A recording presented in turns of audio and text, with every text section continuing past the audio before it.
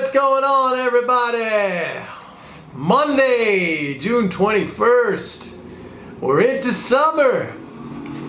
Hey, I couldn't send out the report today. Usually, Monday's my day, but Friday was a federal holiday. They declared it Juneteenth. So data was held up. It just came out now, and I had a look at it. And I have to say, I think some of my concerns are starting to pop up.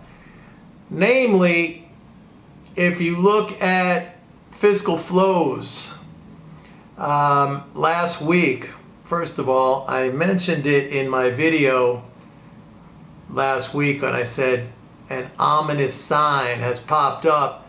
The deficit has now flipped negative year over year. In other words, we are running a smaller deficit now than we were at this time last year. Why is that important, or why is that noteworthy? Is because if you understand what the deficit is, that is the net transfer from the government to the non-government, to the economy.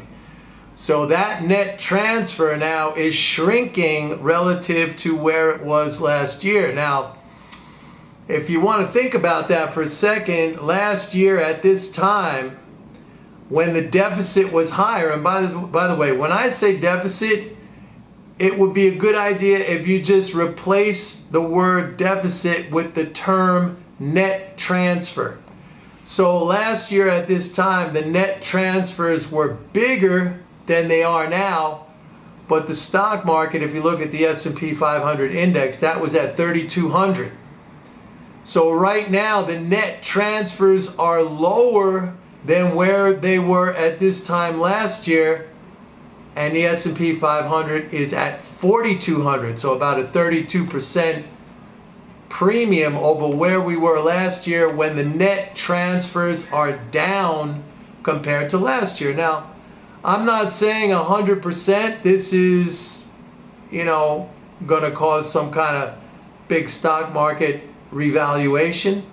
But let me just say this, that's the core of my analysis. It always has been. It's the fiscal flows.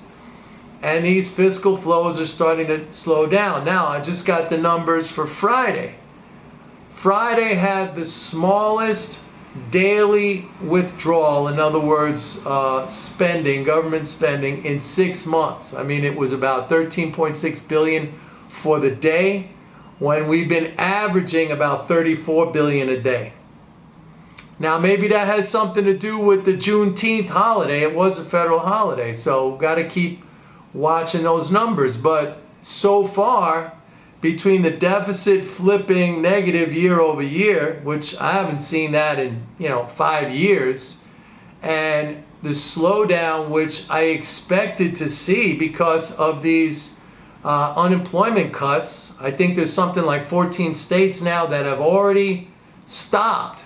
We're going to have 25, at least 25 have said, they're stopping them. And by the way, on that note, the unemployment benefits paid out on Friday, 652 million for the day, when the average for the last 2 weeks has been between 1.6 and 1.9 billion.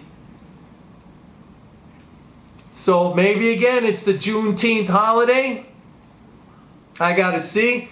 Now, today we had a big rally, and this is really interesting to me because once again, like always, it's all about the Fed, right? It's the Fed. The Fed raised rates. No, now they're walking it back. Now, it's like we got this little kind of meaningless thing going on here, which is the Fed and their, very, very marginal, microscopic, infinitesimal, operational adjustments to narrow policy rates, interest on excess reserves and the repo rate. I mean, 5 basis points, everyone went crazy, the freaking stock market crashed, gold went down, the dollar went through, way up, commodities went down, and now today, it's all about, they're walking it back. So you got 99, let's call it 100% of the people always looking at the Fed, right? So they're getting whipsawed like crazy. They're getting chopped up. They're getting butchered because, you know, they all panicked out on Friday and they drove the market down, you know, 500-600 points. And now today they're buying it back. It's up 600 points. You cannot make money like that, folks. If you're one of those people doing that, you have no roadmap, you have no guideposts, you have no compass, you don't know what you're doing, all right? You're just running around like a chicken with your head cut off, like a bunch of zebras running around, you know. I'm the lion, I'm chasing, I'm waiting there. I'm over here, I'm looking at the fiscal flows. That is the only thing that matters, believe me. I cannot overemphasize this, that a 5 basis point change in what the Fed pays interest on excess reserves and to have this massive reaction in the markets, that is insanity. And it's easy to make money when people are insane. I mean, you just go and you just take their money. Okay? Now, the stuff I'm looking at, that's real. That's going to drive economic conditions. Let me tell you this, a 5 basis point change in the interest on excess reserves, which was just an operational little tweak that the Fed did because there's so much freaking reserves in the system, it's pushing it down to 0 to negative. They want to put a floor in there. Operational move, that's it, a little tiny tweak. Everyone went nuts. That's not going to make one iota of a difference to the economy. But you want to know what is going to make a difference? The fiscal flows. So I'm looking over here where that's the real information, and everybody's over here running around like a bunch of chickens with their heads cut off, which is fine. I mean, listen, go for it if that's your thing. All right? I mean, talk about the Fed until you're blue in the face. I went online today and like every single thing I saw was, you know, the Fed this, the Fed that, the Fed can't raise rates, the Fed's walking back their statement, the Bullard bomb they're calling it, which was Friday when that FOMC, what's his name, Bullard came out with that statement. I think rates got to go up next year. Everyone went crazy.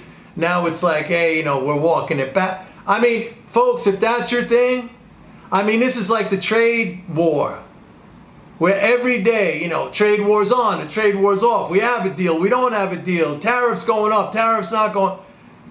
You know how much money I made in that situation from all these, you know, fools jumping around from one headline to the next? You can't do that. You can't do that. I mean, if you want to do that, go ahead and do it.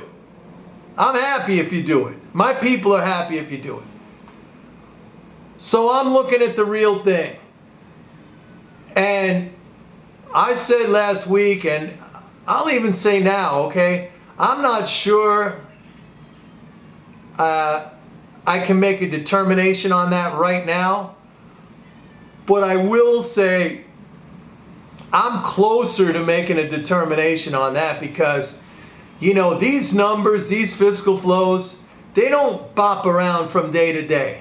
I mean, these things are like super tankers. You know, once they get moving, it's like inertia in one direction. It doesn't just flip around one day and then flip around the next day and then flip around the next day. It keeps going and going and going. And when you do see a shift in these numbers, and we know why it should happen. That's the thing. It's not like, hey, why is this shift happening? I don't know. Yeah, so it must be something just calendar-wise. You know, that happens sometimes with just like the calendar doesn't line up year over year, so you have one day jumps ahead or one day falls behind, but then it catches up. But we know that cuts are coming. So that's why, you know, I've been on the lookout for it like this. I know that the cuts are happening, so I look at it every day. And so, yeah, I'm closer right now to saying it's not a good thing. It's not a good thing. And again, if you look at the market, 30 something percent higher now than where it was at this time last year when net transfers were bigger. You got potentially 25% downside in the market. Doesn't mean it has to go 25, but I think you got some erosion of basic conditions here. That's all I want to say. Anyway, my report's going to be out tomorrow because now I have the data. Hope you had a great weekend, and see you tomorrow. Bye.